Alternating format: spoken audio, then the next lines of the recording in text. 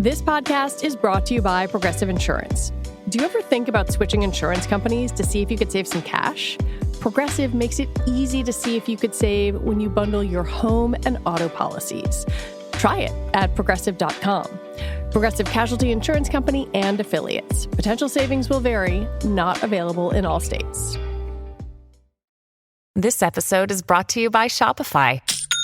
Forget the frustration of picking commerce platforms when you switch your business to Shopify, the global commerce platform that supercharges your selling wherever you sell. With Shopify, you'll harness the same intuitive features, trusted apps, and powerful analytics used by the world's leading brands. Sign up today for your $1 per month trial period at shopify.com/tech, all lowercase. That's shopify.com/tech.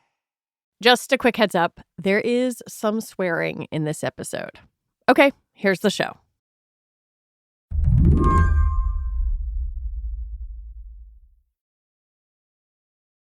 Over the Christmas holiday, right-wing conspiracy theorist Laura Loomer was busy tweeting. It started with essentially Laura Loomer's aggression towards this nomination for an AI policy advisory job by the incoming Trump administration of this guy, Sriram Krishnan. That's Ryan Mack, who covers tech for the New York Times. Sriram Krishnan is a venture capitalist. He's worked at Andreessen Horowitz and Twitter, and Ryan says he's pretty close to David Sacks and Elon Musk. He was also born in India, which is where Laura Loomer comes in. And she starts to raise her concerns that he is someone who was born in India, who has supported the use of H-1B visas, and pushed this idea that he was hoping to raise the cap of H-1Bs. So this idea of, increasing the number of H-1B visas to the U.S. Which, to be clear, is not something he's talked about. H-1B visas are sometimes known as skilled worker visas. We will get deep into them soon. Suffice to say, Laura Loomer was mad online, and she compared tech billionaires, hint, hint, Elon Musk, to a termite infestation. This is the narrative that set in among her supporters and really drove weeks-long conversation about H-1Bs that has split the MAGA party. I want to dig deeper into H-1Bs, but I think we also got to acknowledge the Elon Musk Tropic Thunder meme tweet, which, among other things, says, the reason I'm in America with so many critical people who built SpaceX, Tesla, and hundreds of other companies that made America strong is because of H-1B. Take a big step back and fuck yourself in the face. I will go to war on this issue, the likes of which you cannot possibly comprehend. I'm just quoting from the movie, which he was doing too. But man, what does that say to you as someone who's followed Elon for a long time? I mean, with Elon, you have to know that he likes to exaggerate. He likes to go also from 0 to 100 very quickly. And he loves to project this very strongman image of himself. He often says stuff like, I can be your best friend or your worst enemy. It's just what he does online. And he loves to talk shit. And in this case, he did that and spent a lot of the Christmas holiday doing that by himself online. It's something he feels very strongly about as well. I mean, his companies rely on H-1Bs, from Tesla to X. He himself is an immigrant from South Africa. But it is really kind of the first, schism we've seen in the MAGA party or in the Republican Party because of this image that he's projected throughout the election that he is anti-immigration. Well, actually, in fact, he wants immigration. He just wants it to be quote-unquote legal immigration. Today on the show, how a visa program and a lot of angry tweets exposed the cracks in the MAGA alliance. I'm Lizzie O'Leary, and you're listening to What Next TBD, a show about technology, power, and how the future will be determined. Stick around.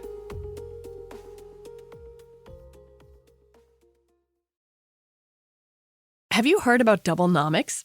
It's okay if you haven't. It's extremely niche and practiced by Discover. Here's an example of doublenomics. Discover automatically doubles the cash back earned on your credit card at the end of your first year with Cashback Match. That means with Discover, you could turn $150 cash back to $300. It pays to Discover. See terms at discover.com/creditcard. This podcast is brought to you by Progressive Insurance. You chose to hit play on this podcast today? Smart choice. Progressive loves to help people make smart choices. And that's why they offer a tool called Auto Quote Explorer that allows you to compare your Progressive car insurance quote with rates from other companies. So you can save time on the research and can enjoy savings when you choose the best rate for you. Give it a try after this episode at Progressive.com. Progressive Casualty Insurance Company and Affiliates. Not available in all states and situations. Prices vary based on how you buy. H-1B visas are the main way that U.S. companies hire high-skilled foreign workers. The visa category was created under the Immigration Act of 1990. The visas aren't permanent, and since 2005, they've been capped at $65,000 a year, plus an extra $20,000 for foreigners with a graduate degree from a U.S. school. Most workers who hold an H-1B have a bachelor's degree or the equivalent, and often work in specialized fields like high tech, which is why they are so popular in Silicon Valley. If you think about how these companies were built, a lot of kind of these technical expertise and engineers came from overseas. I think of places like Google, Apple relies on them. Even tracing back to the early days of the Valley, some founders, like places like Sun Microsystems, have had immigrant founders. Elon himself has said he was on an H-1B. He entered the country on a student visa. Eventually, he said he obtained an H-1B. And that's what enabled him to work in this country, I guess, when he was an early engineer and founder. These days, a company like Tesla, I believe, uses more than 700 H-1Bs is what the last count was last year. Tesla has tens of thousands of employees, but around 700, 800, that's a pretty significant chunk of your workforce. And those are typically high-skilled jobs at those companies, engineering jobs. So they play a significant role in terms of supplementing the workforce at places like Tesla, Apple, Google, Meta, you name it. I mean, it sounds like from what you're saying that these companies just absolutely could not operate the way they do without having some employees on these visas. I think it'd be very difficult for them to, for sure. I don't know if impossible, but yeah, these companies do rely on them to a large extent. I think of something like X or Twitter, for example, which we wrote in our book. When he was firing or laying off a lot of folks at Twitter 2 years ago, a lot of the folks that ended up staying or committing to stay at Twitter were folks on visas because their place in the country was dependent on their work status, on their employment. And so they either had the option of quitting en masse, like a lot of their colleagues who were citizens, or they could stay and, work through this trying time, but also be able to stay in the country. What I personally have found so interesting here is trying to parse out what in this online fight is about immigration, people writ large coming into the United States, and what is about who might come into the United States. Because there are these different threads of racism, xenophobia, and then a skilled immigrant is somehow different part of it. And that's where there's so much conflict between these groups. And I don't know how to pull that apart exactly. I would start with what Elon has said to defend his position. He doesn't say he's racist, but he's saying that we want to welcome the best talents from around the world to the U.S. He compares it to the NBA draft. He says, we want the Wembys and the Steph Currys of the world to come to the U.S. and work for our companies and, expand our ability to build great companies. Because his companies rely on those types of people. And these are the immigrants we want, because those are the immigrants that live the American dream. they improve our country.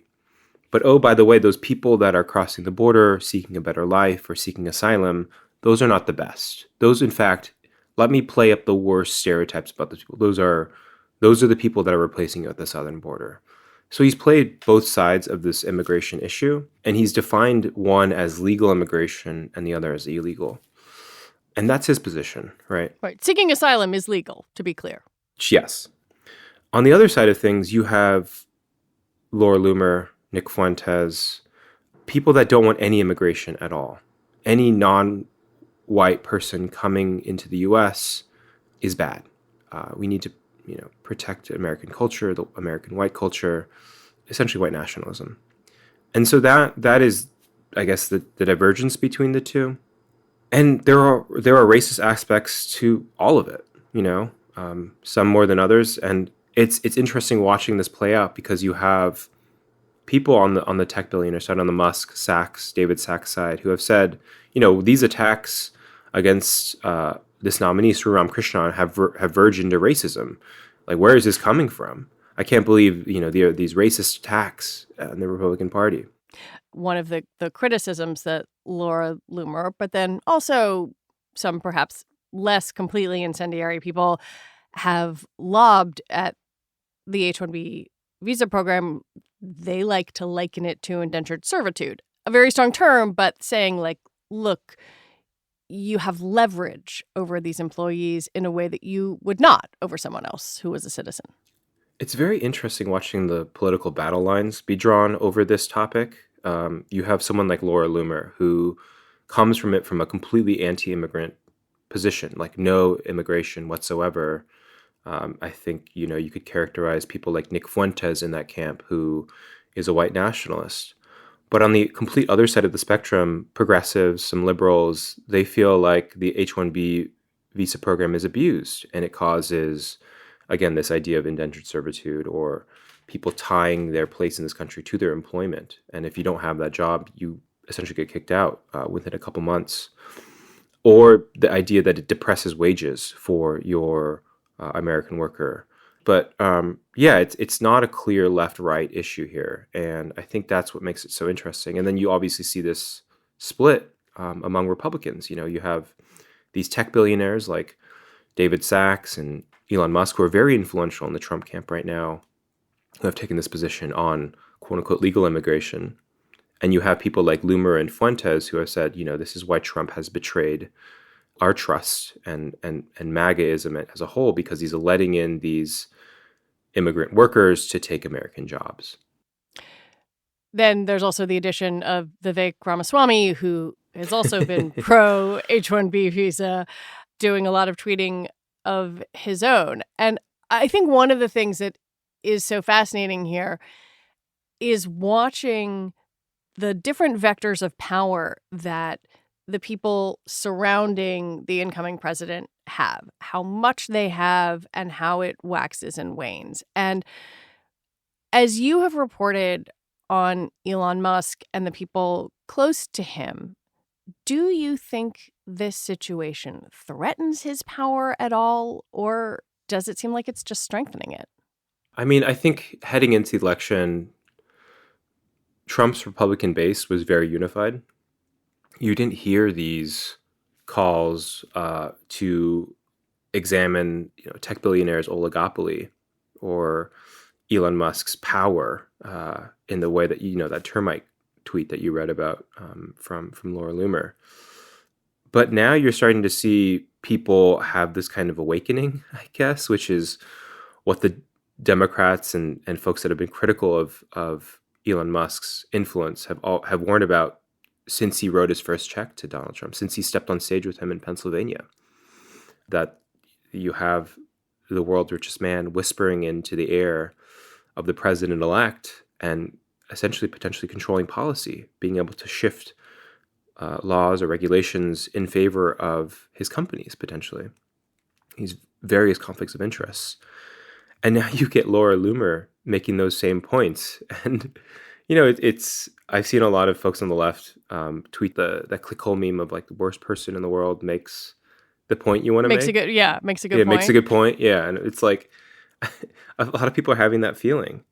And I think Elon sees that. I mean, he's someone that reads all of his online criticism. He is someone in his history who, like, when he's running Tesla, would read a obscure Belgian blog criticizing one of his cars at 3 a.m. and force his PR people to like wage war against this person. He is that same person to this day. And so he's definitely reading all that criticism.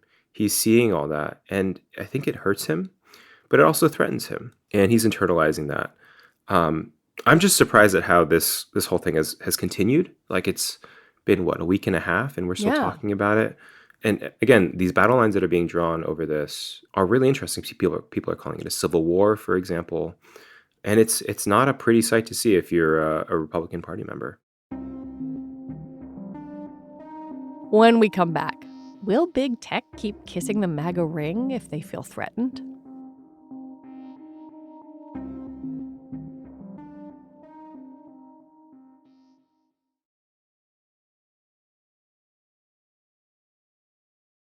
It's always nice to get more for less. So here's a life hack that can automatically put some extra cash in your pocket.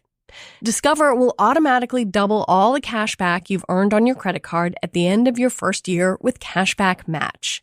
So you could get some money for this holiday season and get more next holiday season. It pays to Discover. See terms at discover.com/creditcard. This podcast is brought to you by Progressive Insurance. You chose to hit play on this podcast today? Smart choice. Progressive loves to help people make smart choices. And that's why they offer a tool called Auto Quote Explorer that allows you to compare your Progressive car insurance quote with rates from other companies. So you can save time on the research and can enjoy savings when you choose the best rate for you. Give it a try after this episode at Progressive.com. Progressive Casualty Insurance Company and Affiliates. Not available in all states and situations. Prices vary based on how you buy. Slate Money is a weekly discussion of the most important stories in the world of business and finance. Over the past 10 years, we've become known as the place to go if you want to understand what's going on in business, or if you just want to laugh at some of its successes. So if you want a podcast that doesn't turn CEOs into heroes, listen to Slate Money with me, Felix Salmon, and my co-hosts Emily Peck and Elizabeth Spires every Saturday morning, wherever you get your podcasts. When I look at how this might be read in terms of future power and policy battles, Donald Trump spoke to the New York Post. He said he's, quote, a believer in H-1B. He also seemed to be confusing those visas with some other types of visas. It's a little bit unclear. But at least for the moment, seemed like he was putting a finger on the Elon side of the scale here. Yeah. And to get into that confusion real quick, my colleague Ken Bensinger wrote on this. He's used H-2B visas, which I believe are for unskilled immigrant workers. And he's employed those folks at his clubs and his hotels. So he's conflating the two, which is interesting. But I guess the larger message is that he supports immigrant workers and has come in on the side of Elon here and David Sachs and the tech billionaires. And that has sort of quelled, I guess, the arguments online. Laura Loomer has certainly pulled back her attacks. It certainly speaks to kind of how Trump is able to kind of say whatever and his base will fall in line. But online, at least, I've seen a lot of criticism from someone like Nick Fuentes, for example, who, is a white nationalist, but is still influential among his group, these Groypers, for example, that are pretty vicious online and drive conversation. But also, you can't really put that genie back in the bottle. I mean, we've all seen what Laura Loomer has said. She kind of unloaded on Elon. All the ammunition she had with regards to concerns about his wealth and his influence. And so it's now kind of all floating out there. And if you're Elon, I can imagine you're holding a grudge against someone like that. And if you are on the other side of this, let's say you're Stephen Miller, are you watching those things that Laura Loomer says and thinking, I'm just going to stick these in my pocket and maybe this will be helpful to me when we get into office on January 20th and try to start making different immigration policy? Yeah. And I think that's actually a great point. We haven't even started the presidency, right? This is playing out weeks before he's taken office. Stephen Miller is an interesting, person to look at in all this. He was very quiet on Twitter. He tweeted out a speech, actually, as this was playing out, it's a speech he had written for Trump about immigration and what makes America great. But it was very cryptic. It didn't really come down on one side or the other.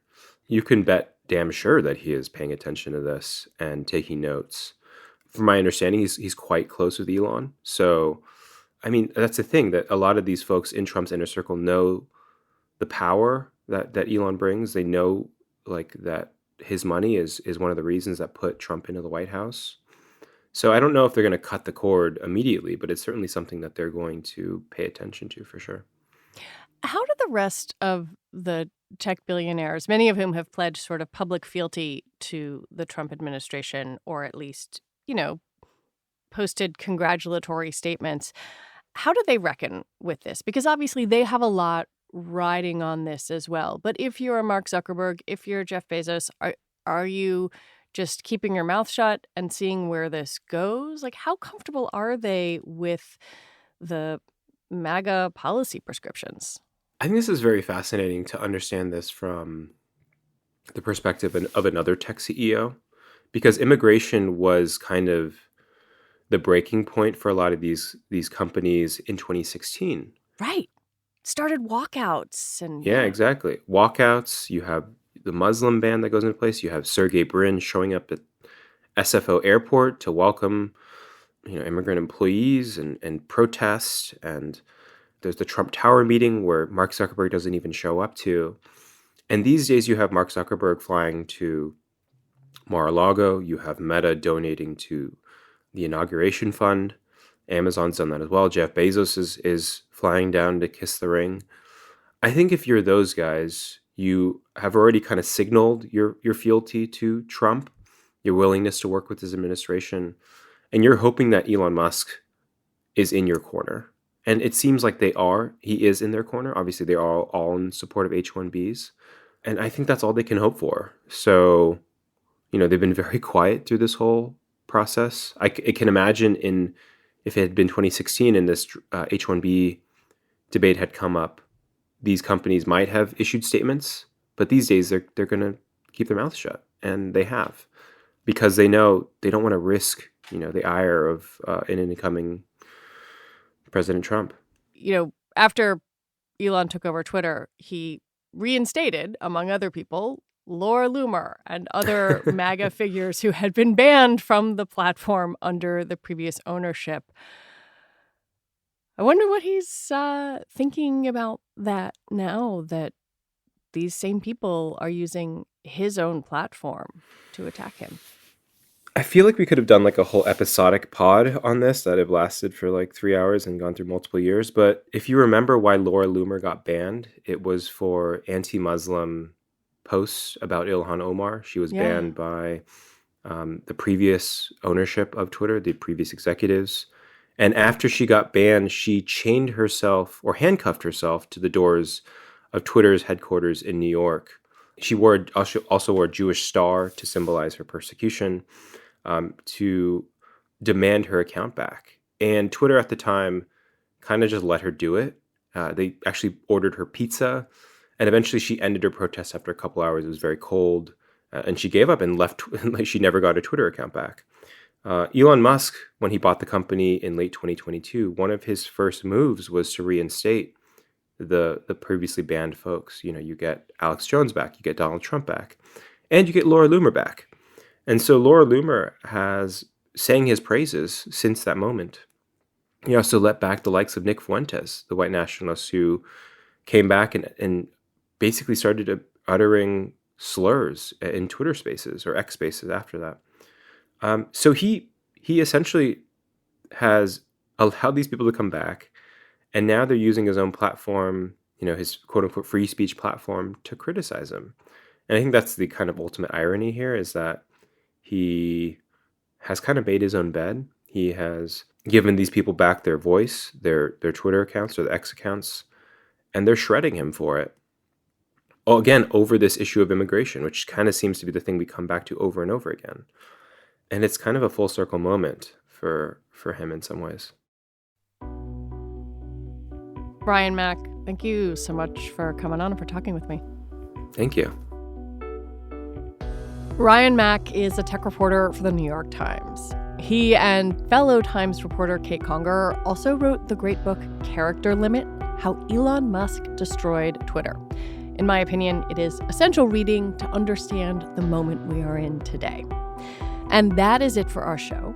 What Next TBD is produced by Ethan Oberman, Patrick Fort, and Cheyna Roth. Our show is edited by Evan Campbell. Alicia Montgomery is Vice President of Audio for Slate, and TBD is part of the larger What Next family. And if you like what you heard, the number one best way to support us is to join Slate Plus. You get all your Slate podcasts ad-free, including this one. Plus, you won't hit a paywall on the Slate site. All right, we will be back on Sunday with an episode about how the incoming Trump administration is going bonkers for crypto. I am Lizzie O'Leary. Thanks so much for listening.